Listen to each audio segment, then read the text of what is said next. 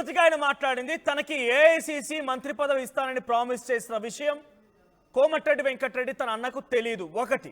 ఆ తర్వాత ముఖ్యమంత్రి రేవంత్ రెడ్డి భాష మార్చుకోవాలి, నీ భాష భావం మార్చుకోకపోతే తప్పులో పడ్డట్టే, ఇక ఈ మూడేళ్ళు ఎట్లాగా నువ్వే ఉంటావు కాబట్టి ఉండు, ఆ తర్వాత ప్రజా నిర్ణయం తీసుకొని మళ్ళీ కాంగ్రెస్ కి పట్టం కడితే అప్పుడు మళ్ళీ ముఖ్యమంత్రి ఎవరు కావాలో అప్పుడు ఆలోచిద్దాం, ఈ మూడేళ్ళు ఎట్లా ఉంటావు కాబట్టి ఉండు. తర్వాత సోషల్ మీడియా జర్నలిస్ట్ని, యూట్యూబ్ జర్నలిస్ట్ని ఉద్దేశించి ఇటీవల కాలంలో రేవంత్ రెడ్డి మాట్లాడిన మాటల్ని మరోసారి కోట్ చేస్తూ ఆయన ఓడెక్కేదాకా ఓడమల్లన్న, ఓడ దిగిన తర్వాత బోడమల్లన్నట్టుగా ఆయన ప్రవర్తన మారిపోయింది అనే రకంగా మళ్ళీ కోట్ చేస్తూ 20 మంది సీమాంధ్ర కాంట్రాక్టర్లు తెలంగాణను దోచుకుంటున్నారు, వారందరినీ పట్టించుకోకుండా కమిషన్ల పేరుతో కాళేశ్వరం పేరుతో కాలయాపన చేస్తే కుదరదు అని చెప్పి రేవంత్ రెడ్డికి ఒక రకంగా డైరెక్ట్గా చురుకలంటించారు రాజగోపాల్ రెడ్డి. మా ప్రతినిధి మధు అందుబాటులో ఉన్నారు. మధు, సో రాజగోపాల్ రెడ్డి అటు ప్రతిపక్షాలైన వరుసగా రేవంత్ రెడ్డికి కౌంటర్ ఇస్తున్నాయో లేదో కానీ వరుసగా రేవంత్ రెడ్డికి కనీసం ఊపిరి సలపకుండా ఆయన ఉక్కిరి బిక్కిరి చేస్తున్నారు కోమటిరెడ్డి రాజగోపాల్ రెడ్డి కామెంట్స్ తోని. ఇలా చూడాలి, డైరెక్ట్ గా రేవంత్ రెడ్డి ఎందుకు టార్గెట్ అవుతున్నాడు ప్రతిరోజు కోమటిరెడ్డి రాజగోపాల్ రెడ్డికి? ఎగ్జాక్ట్లీ, అంటే నాకు మంత్రి పదవి కావాలంటే అప్పుడే కేసీఆర్ ఇచ్చేవాడు అనేటువంటి మాటను కూడా మాట్లాడుతున్న సందర్భంలో, అంటే నేను మంత్రి పదవి కోసం వెంపర్ రావట్లేదు, పదవుల కోసం ఆశపడట్లేదు అనేటువంటిది కోమటిరెడ్డి రాజగోపాల్ రెడ్డి చెప్పే ప్రయత్నం చేస్తా ఉన్నారు. వరుస ట్వీట్లు, వరుస స్టేట్మెంట్లు, వరుసగా ఆయన మాట్లాడుతుండటంతో పెద్ద ఎత్తున పార్టీలో చర్చకు తావిస్తా ఉంది. ముఖ్యంగా రాష్ట్ర రాజకీయాల్లో ఒక సంచలనంగా మారారు కోమటిరెడ్డి రాజగోపాల్ రెడ్డి. అంటే అనేక అంశాలు మాట్లాడుతూనే సీఎం రేవంత్ రెడ్డి కమిషన్ల పేరుతో కాలయాపన చేస్తా ఉన్నారు, అంటే ప్రజలకు గతంలో ఇచ్చినటువంటి ప్రామిసెస్ ని నిలబెట్టుకోవట్లేదు కాంగ్రెస్ పార్టీ అనేటువంటిది రాజగోపాల్ రెడ్డి చెప్పే ప్రయత్నం చేస్తున్నారు. నిజంగా అవినీతి ఉంటే కేఆర్ఎస్వరం అవినీతి పైన కఠిన చర్యలు తీసుకోవాలి, బాధ్యుల పైన ఎందుకు చర్యలు ఇంకా తీసుకోలేదు అంటూ కూడా క్వశ్చన్ చేస్తా ఉన్నారు. అధికారం కోల్పోయినటువంటి ఫ్రస్ట్రేషన్ లో బీఆర్ఎస్ మాట్లాడుతూ ఉంటే అధికారం ఇచ్చినా కూడా పదే పదే కేసీఆర్ మీద ప్రతిపక్షాల మీదనే రేవంత్ రెడ్డి మాట్లాడుతూ టైం వేస్ట్ చేస్తా ఉన్నారు, ప్రజలకు ఉపయోగపడే పనులు చేయండి, తక్కువగా మాట్లాడండి అటువంటి స్టేట్మెంట్ చేస్తా ఉన్నారు. ఇక సోషల్ మీడియా సంబంధించినటువంటి జర్నలిస్టుల పైన, డిజిటల్ మీడియా జర్నలిస్టుల పైన చేసినటువంటి వ్యాఖ్యల పైన మళ్ళీ కోట్ చేస్తూ అది తప్పే, సూచన చేస్తా ఉన్నాను, పాలసీ మారొద్దు, కావాలని సోషల్ మీడియా విషయంలో ఓడ దాటే వరకు ఓడమల్లన్న, ఓడ దాటిన తర్వాత బోడమల్లన్నట్టుంది రేవంత్ రెడ్డి వైఖరి అంటూ చెప్పే ప్రయత్నం చేస్తా ఉన్నారు. ఏఐసిసి అధిష్టానం నాకు మంత్రి పదవి హామీ ఇచ్చింది, ప్రామిస్ చేసింది, ఆ ప్రామిస్ కోమటిరెడ్డి వెంకరెడ్డికి తెలీదు.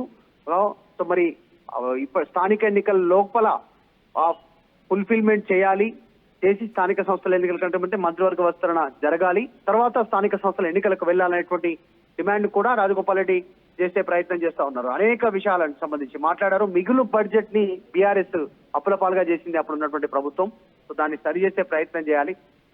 రేవంత్ రెడ్డికి ఇంకా 3.5 సంవత్సరాల టైం ఉంది, తర్వాత ముఖ్యమంత్రి ఎవరో అప్పుడు డిసైడ్ అవుతుంది, ఇప్పుడు కాదు అనేటువంటి అభిప్రాయాన్ని వ్యక్తం చేశారు. కాంగ్రెస్ పార్టీ పేదల పార్టీ, ఇంకా 3.5 ఏళ్ళు అధికారంలో ఉంటుంది, ఎక్కడ తప్పు జరుగుతుంది అనేటువంటిది చెప్పకపోతే పార్టీకి తెలియదు కాబట్టి నేను ట్వీట్ల రూపంలో చెప్తున్నాను, వాళ్ళు అందుబాటులో ఉండట్లేదు కాబట్టి అంటూ కూడా ఆయన మాట్లాడారు.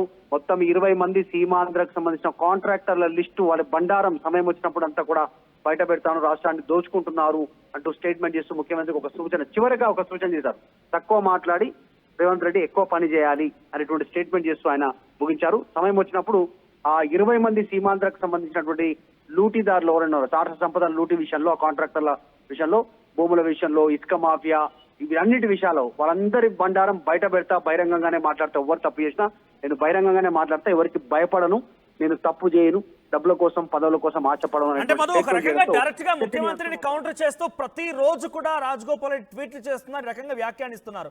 ఎందుకు ఇప్పటిదాకా ఒక డిసిప్లినరీ కమిటీ వేశారు, ఇటీవల కాలంలో మళ్ళీ కొత్త కమిటీలు అయ్యాయి, పిసిసి అధ్యక్షుడిగా అటు మహేష్ కుమార్ గౌడ్ ఉన్నారు, ఇన్ఛార్జ్ మారిపోయారు, ఇన్ఛార్జ్ మీనాక్షి నటరాజన్ కూడా మనం ఉంటే ఇంటర్నల్ గా మాట్లాడండి, మైక్ల ముందు మాట్లాడకండి రకంగా ఒక అల్టిమేటం కూడా జారీ చేశారు. ఇవన్నీ ఉండగానే కోమటిరెడ్డి రాజగోపాల్ రెడ్డి మాట్లాడుతున్నారు, ఆయన మాటల్ని ఎందుకు అధిష్టానం పట్టించుకోలేదు, ఎందుకు పార్టీ నాయకత్వం పట్టించుకోవడం లేదు?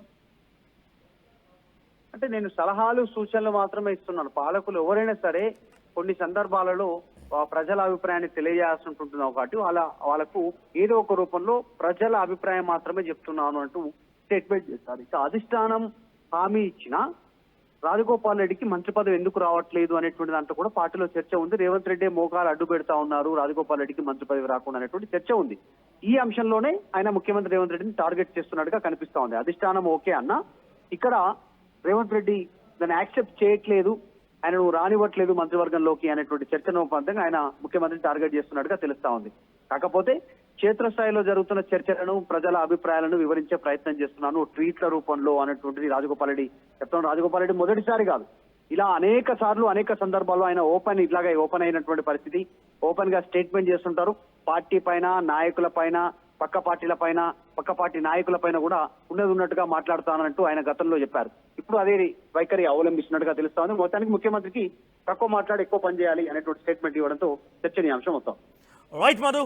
సో కోమటిరెడ్డి రాజగోపాల్ రెడ్డి డైరెక్ట్ గా వరుసగా కౌంటర్తో రేవంత్ రెడ్డిని ఉక్కిరి బిక్కిరి చేస్తున్నారు. రేవంత్ రెడ్డికి డైరెక్ట్ గా ప్రతిపక్షాలైన ఈ స్థాయిలో కౌంటర్ ఇస్తున్నా లేదో కానీ డైరెక్ట్ ఆర్ ఇండైరెక్ట్ గా కోమటిరెడ్డి రాజగోపాల్ రెడ్డి వరుస కౌంటర్లు ఇస్తున్నారు. దీంట్లో ఈరోజు మాట్లాడిన మాటల్లో ఒకే నిజంగా మంత్రి పదవి కావాలనుకుంటే కేసీఆర్ అప్పుడే ఇచ్చేవాడని ఒక మాట మాట్లాడుకొచ్చాడు.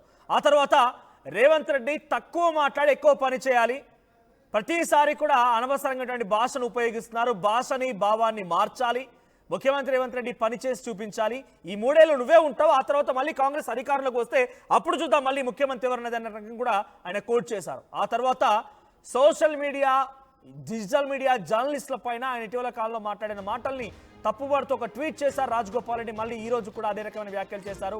ఓడెక్కేదాకా ఓడమల్లన్న, ఓడ దిగిన తర్వాత ఓడెక్కినాక బోడమల్లన్నట్టుగా మారిపోయిన పరిస్థితి.